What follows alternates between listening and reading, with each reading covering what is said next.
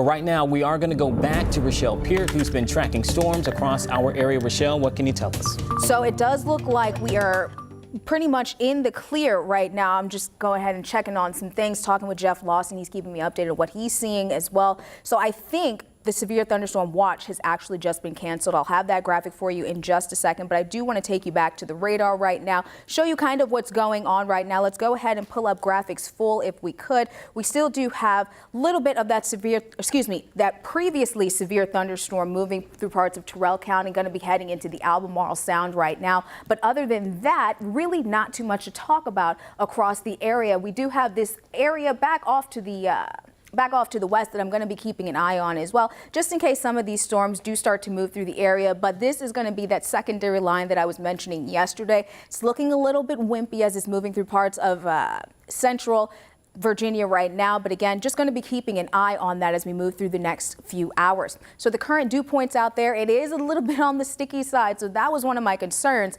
as we move through today with this cold front pushing through, was that these dew points and this moist air was just going to be something for those storms to feed off of, but it doesn't look like that is so much the case. Dew point right now in Hampton 65 for that dew point right now in Moyock. So it is sticky across parts of our area. So here's a look at those severe weather alerts. As I mentioned, not too much of an issue for us anymore here in parts of eastern Virginia and northeastern North Carolina. There is still that severe thunderstorm watch, including the Albemarle and south of the Albemarle, but all of our counties are no longer included. Jumping into Futurecast right now by 7:15, just a few showers out there, spotty in nature, maybe some thunderstorms. We're still dealing with the strong winds out there as well, just might not reach that severe level threshold. And you saw some areas as I pushed through the next few hours are going to potentially bring some pockets of some heavier downpours before things start to clear out late tonight and into early tomorrow morning. But again, that threat for severe weather, not too much of a concern anymore as we move through the rest of this evening.